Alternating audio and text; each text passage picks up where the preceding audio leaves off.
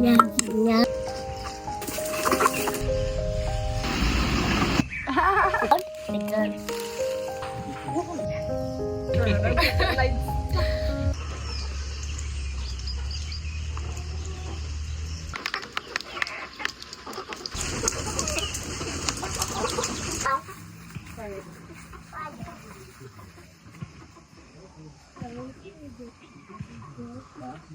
This is not kiboko, it's kuni. You take more.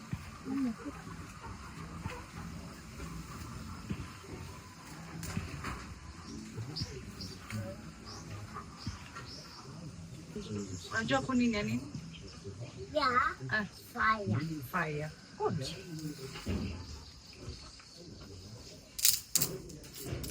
This is good kuni.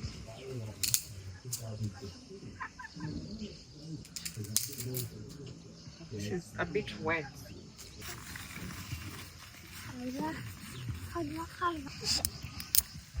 Good job. See?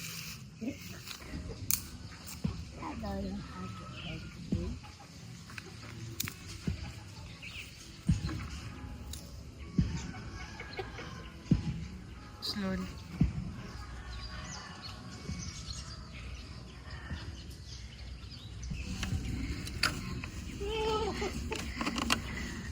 Good morning, friends. I hope you're doing well. It's a chilly morning here in the village. The sun keeps peeking out and hiding again. I woke up craving some matoke, and that is what we are making today. Let's get started.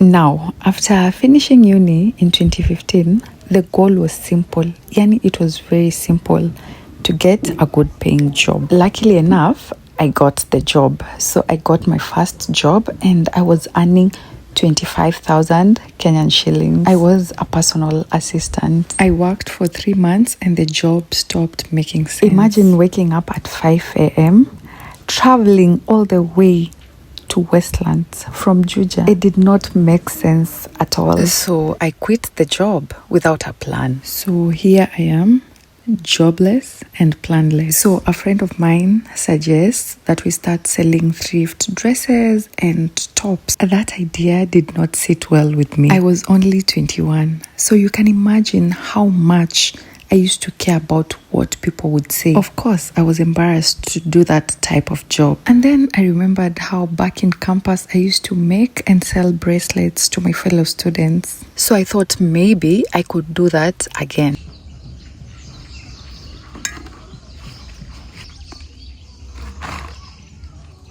But instead, I started designing and tailoring clothes. Remember, this is something totally new to me. I had just finished my degree in procurement. And here I was, starting fashion and design. I had just met a lady called Celine, who we are still very good friends up to date, who introduced me to the business. I met her through a friend of mine called Selfin, and I realized she had a job. And I got interested, and that is how I landed my new job. We met the following week and the new business began. I can honestly say I'm blessed because everything I touch prospers. So it worked for a while, but I eventually got bored. Dealing with clients drained me. I used to cry. Hey?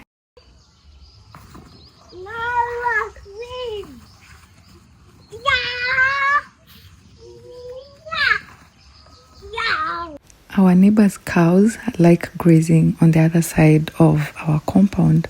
So let's go feed them these banana peels.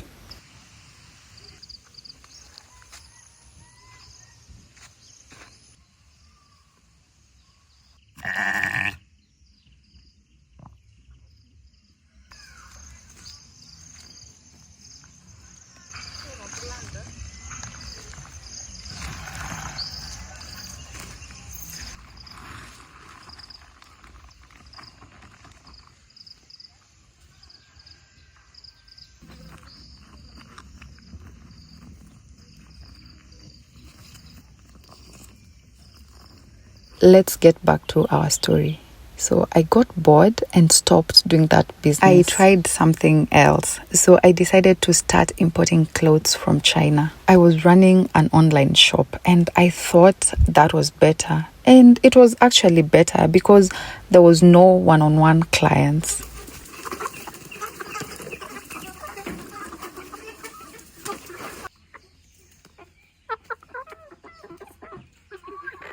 Business went well and one day my friend and I decided to travel to China. Sisi hao tukapack vitu zetu and off we went to China. The plan was to import doormats in bulk. Our journey was okay. We got to China well. Technology katushtua kidogo, but everything was fine. We traveled back to Kenya and started waiting for our goods. I remember how excited we were when the mats arrived. We knew we were going to be millionaires.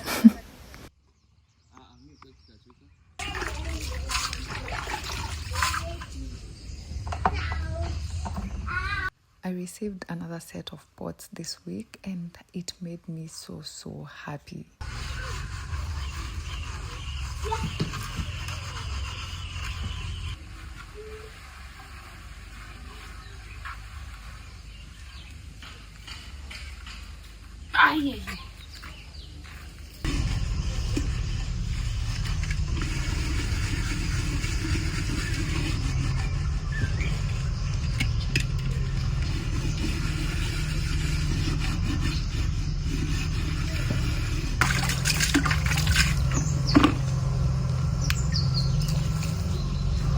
So there's one for drinking water, another one for vegetables, and the other one for meat.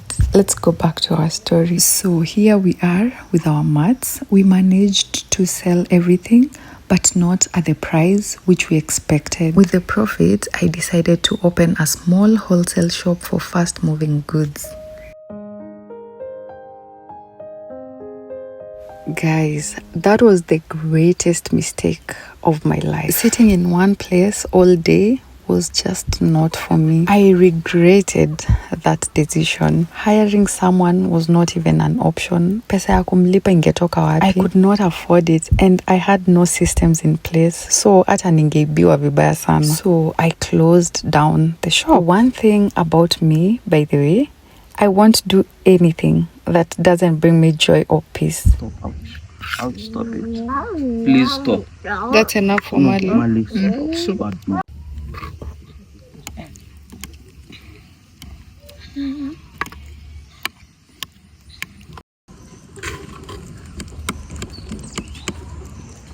Nimerealize ukipika food na pot ina taste better. Si ndio? Yeah. Yeah, clay. Napanga tu kwa maji. Goja. Hebu anza. Tunaamka 5. Preps. Tunaanza 5:40 to 7. It's optional. Depends na teacher yako hapo. It's optional. Kuna wale teachers wenye wanavunja nasema lazima. Ndio tulikuwa.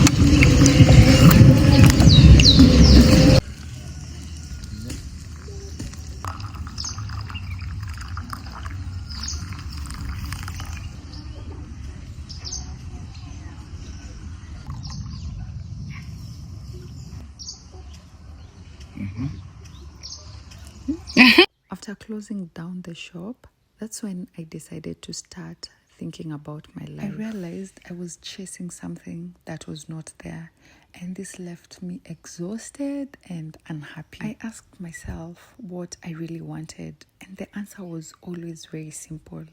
I wanted peace. When I thought about the moments I'd truly felt at peace, it was always when I visited my mom in the village. So I went for it. That's where my story of simplicity began. So mnamchukia. no, aliturn out kwa msipoa. In fact, hiyo dom ilikuwa. Then saa hiyo dom kubwa ndio saa shida. Oh, like sasa kuna yenye ni kubwa yenye haina tubes.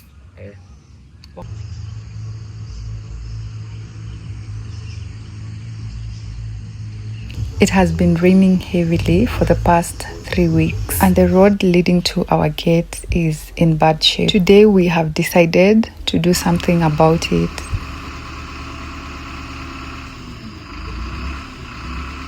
You see, living in the village means taking matters into your own hands. If we wait for the government to fix our roads, we might wait forever. So we fix what we can when we can.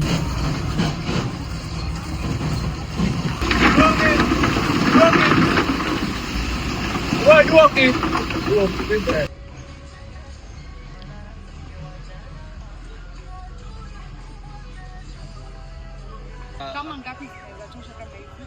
Amesema inaletwa 5.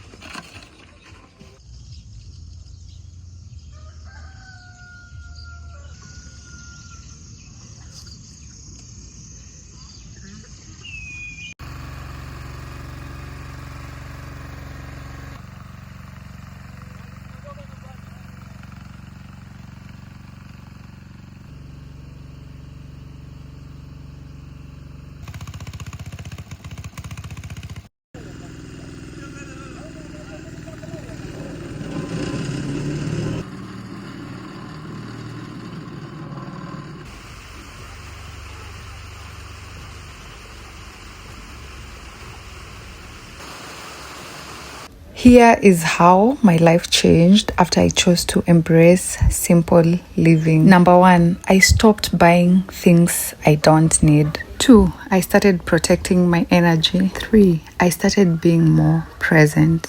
And lastly, I no longer try to prove myself to anyone.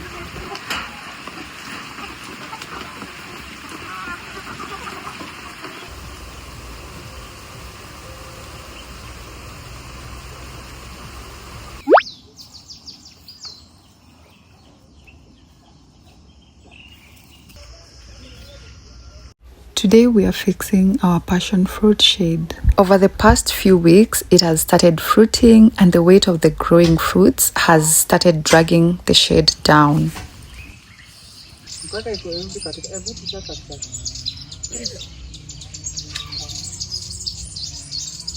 This is a good sign, yes, but that means we need to reinforce the structure before it collapses.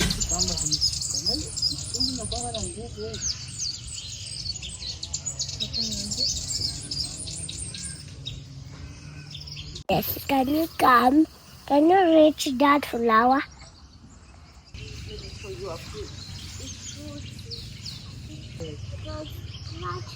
It will scratch you.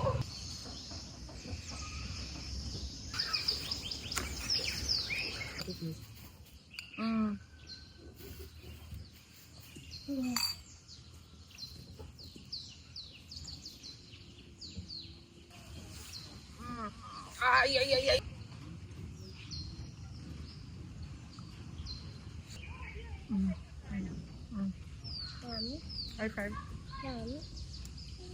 Oh. Okay.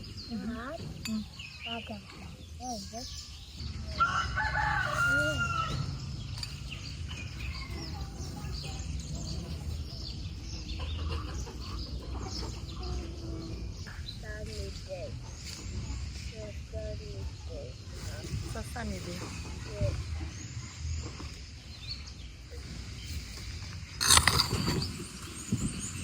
Mali came home from school with a stinking bag. His milk had accidentally spilled inside, so let's clean the bag and get it ready for tomorrow.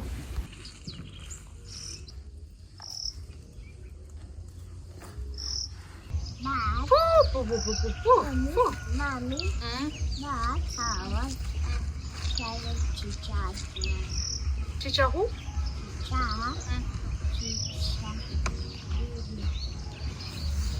Then I have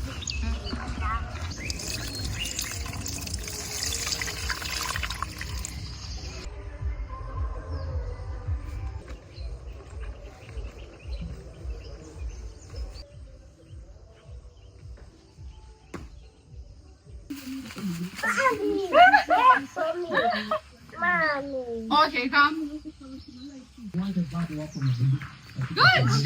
Good job, Martin. Wow. Good job.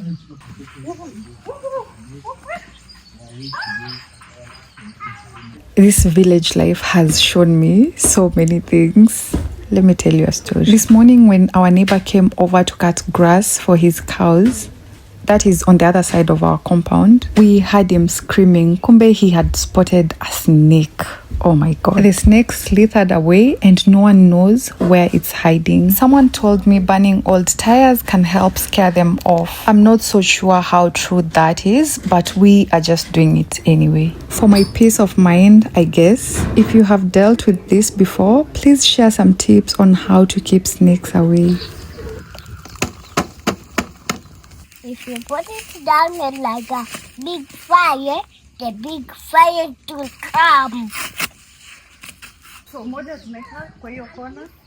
Ingine huko nyuma. Ingine pale kwa nini kwa shambani? Kwa shiba huko? Huko nyuma. Hapo mjua mimi nao waona huko chini mpaka wapende huyu. Inakaa huku kuna nini? Unachoma hivi tire after like how many months? After 1 month. Thank you. Mafuta wa mdogo mdogo tunatoka hivi na toka. Unaona hii mboga yote kuna venye tunaweza ifanye isisambae kuja huku na kwenda huko. Juu inaharibu nini sukuma. Utaikunja aje? Sasa nichukue ile. Inazungukia tu hapa hivi. So itapanda kwenda juu ama itakaa tu hapa? Hapa tunazungushia tu hapa hivi. Sasa iko tu ni hapa. Ndio huko tena iweze enda. Sasa ni hesabu yake ni hapa katikati. Hata si katikati peke yake, inaweza kuja tu hapa hivi. Hapa si tunaweza panda kitu kingine kama labda mrenda. Unajua inachukua space kubwa sana. Sasa tutaingia hapa hivi.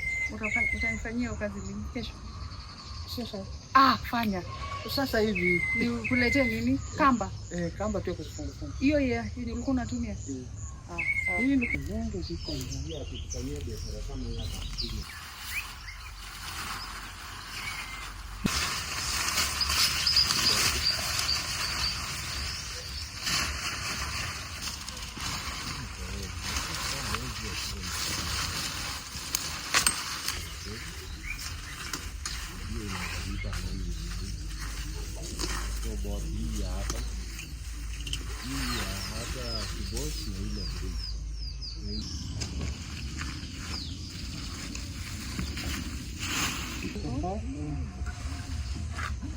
Hivyo zinatoka zote round.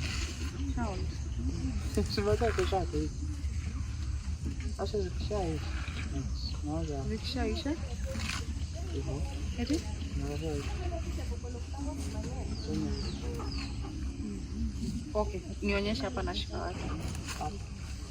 Shika hapo na futa ile. Hapa. Hivyo. Hivyo. Yenye nabaki unakata katikati na tupo hiyo ni hiyo. Na hii? Iko sasa hiyo ndio mboga. Hiyo ndio mboga sasa. Mommy. Remove this one like this. Hello. can see.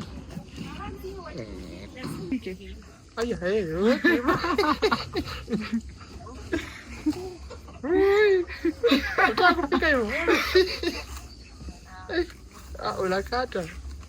Lakini sasa hata hii na hata kata. Ona zimekuwa bush, naona kuni tutapata